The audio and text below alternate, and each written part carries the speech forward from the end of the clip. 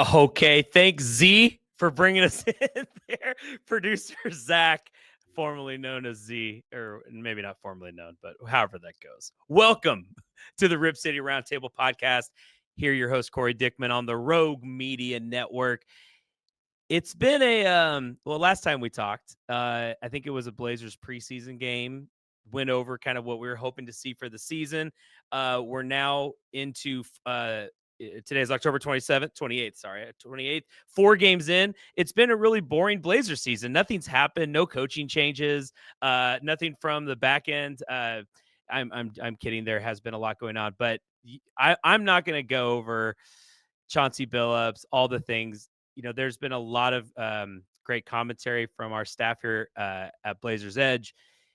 They've done a tremendous job covering the story. You've heard it probably 19 different ways. So I am not going to touch on that. I'm going to touch on the basketball aspect of what's been going on this season. So if you're here for Chauncey news, I'm not your guy. If you're here for understanding and wanting to know more about how the Blazers are doing and the start to the season, then we'll dive in. So as you know, the way we're trying to do it this season is keep these quick. I got a highlight going behind us. This was the Blazers' victory last night against the Los Angeles Lakers, but that's probably a lot to say. Maybe the JV squad of the Los Angeles Lakers. No LeBron, no Luka. But the Blazers did get the W, so that's all that matters. So the highlight's about 10 minutes long behind me. That's how long the podcast is going to be. So we're going to rip into this. Blazers, we're 2-2. 2 wins, 2 losses. The team has looked relatively good to start the season. Starting lineup has been consistent through these 4 games. That was one of the questions the last time we had an episode here discussing, well, who's going to be the start? Who's going to start? Who's going to come off the bench? Who's going to close games for the Blazers? And so far, Coach Splitter has kept a very consistent lineup of Toumani Kamara, Avdija, Clingan at center, and then our backcourt of Jrue Holiday and Shaedon Sharpe.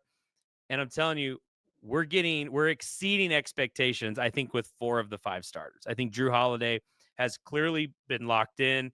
He hits those like veteran shots that just go in. I don't know how else to describe that, but when you're watching it, you're like, oh, well, that's clearly going to go in. It's like when you watch Chris Paul take a mid-range jumper, you're like, well, that's going to go in. It's Jrue hits those shots with the Blazers haven't had since Lillard, really, where you could anticipate and know these shots are going to go in. So Jrue, he has been tremendous. His last game against the Lakers, by far his best as a Blazer, 24 points, 4 of 7 from deep, 5 rebounds, 6 assists. So Jrue Holiday, you are exceeding expectations. Donovan Clingan, I mean, we saw it last season. He moves well. He stays out of foul trouble. He's huge. He has such a long wingspan.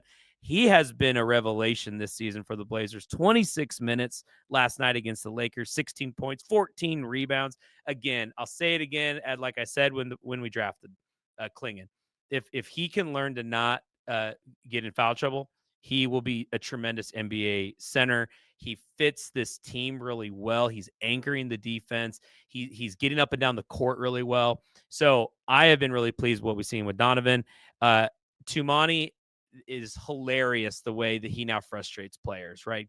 Taking charges, getting those little weird offensive fouls called against him that aren't even like really offensive fouls, but he is getting under the skin of a lot of NBA players. And 4 games in, he's getting the respect from refs, which I think is really, that's the story. It's not even the technique and the way he guards you 94 feet from the basket. It's he is getting calls that normally fringe superstar, maybe star players get. He's getting those already on defense. So that is an awesome sign. His 3-point shot, hit or miss. He was over 3 last night. He has the ability to be a decent shooter from 3. And if the Blazers can just get him in that 35% range, you'll have to respect the shot there. So Toumani has had a good start to the season. I think exactly what we expected him to be. The Blazers' best player, give me more Avdija. You see Denny play. That guy, he is going 110%. He's now his 3-point shots falling. The first game against Minnesota was a little rough, even though those were good shots. Blazers should have won that game, by the way. But he shooting well last night. He finishes 25 points, 5 of 8 from long range. And it's just the way he gets to the basket. It's the way he controls the offense. He's clearly the Blazers' best player right now, and I don't think it's even close, right? Uh, if he can stay healthy, I was telling this to Z here a couple minutes ago. He stays healthy. I think he's our all-star. The Blazers haven't had an all-star since Damian Lillard.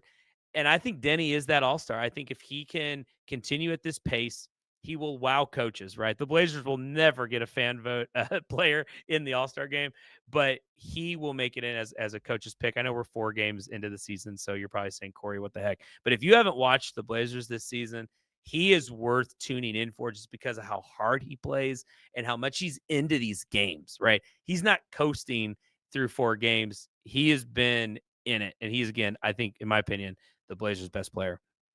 The fifth starter, he's the guy that we gotta see some more from, and that's Shaedon Sharpe. And I know Shaedon comes in with a brand new contract. He comes in with expectation along with Scoot, but Scoot's hurt right now, of being that guy for the Blazers. And you see the athleticism. Even last night, he had a highlight dunk off the baseline. There was a point where Drew Holiday, they basically had a 2-on-0 fast break and could have lobbed it up to Shaedon for a crazy dunk. Instead, Drew laid it up, and Shaedon kind of gave him some crap for it. But you can see Shaedon feel. I think he feels the pressure to try to perform. They're letting him shoot. They're letting him drive to the lane. Like Splitter and the Blazers staff have given Shaedon Sharpe the green light to be the Blazers' top scorer. It just hasn't been there. The efficiency, 0 for 6 last night beyond the arc. Shaedon has such a good stroke. He's a good 3-point shooter. He's better than 0 for 6.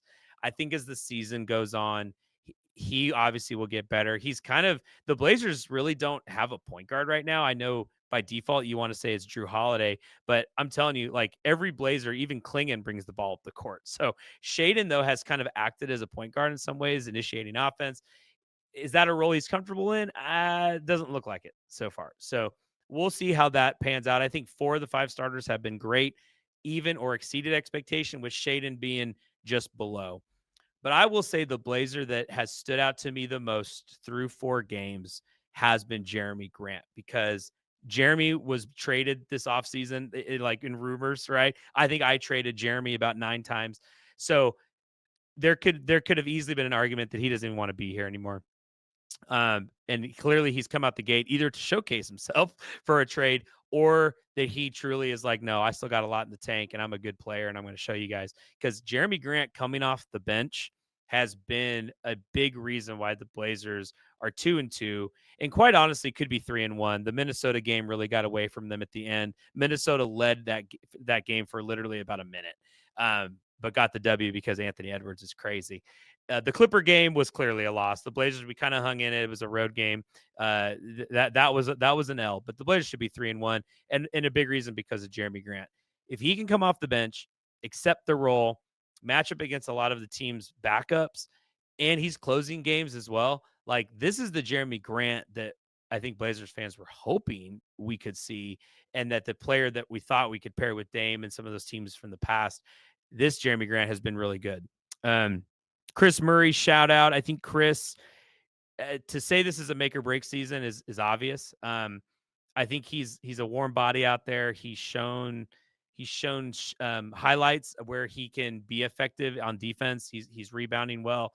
He's just not shooting well. And I think if Chris is going to make a difference, not in just the Blazers, but any NBA team, he's got to fit that 3-and-D model. And I don't know if he's really a 3 or a D at this point. I think Chris is just kind of out there floating around. Jan Hansen, he's a rookie. He's a big man. He's a rookie. He's getting run. He gets about 9 minutes a game, 5 to 9 minutes a game, 10 minutes a game. He's been a decent backup. I think he gives some good backup minutes. Again, as being a rookie center, like we experienced last season with Donovan, it takes some time. It takes time to catch up to the speed of the game. But Jan does little things out there, sealing his man so that people can get to the rim. Like Jan is doing things at another level. It's just going to take him time because he's a rookie, and it's understandable. Blake Wesley, if you haven't watched this guy play, he played in San Antonio. He's now on the Portland Trail Blazers. This guy goes literally a million miles an hour. He almost too fast. He's the consummate, like, no, no, no, no, no. Oh, okay, good. Like he is all over the place. He's a perfect fit on this team that's playing defense, 94 feet, causing turnovers.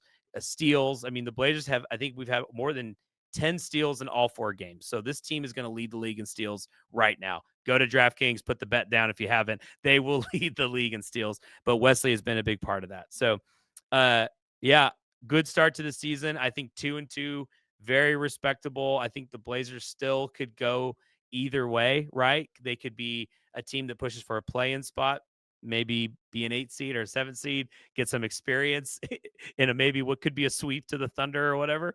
Or if things break the wrong way and they get back in the lottery again, they keep their pick that would go to Chicago if they make the lottery. So it could go either way, but either one, this team is exciting. It's fun. I'm out of time. I hope you enjoyed the episode. Tune in for games. Check out Blazers Edge. Read what we got going on there. All the guys are putting out great content. And as always, remember, it's a great day to be a Blazer.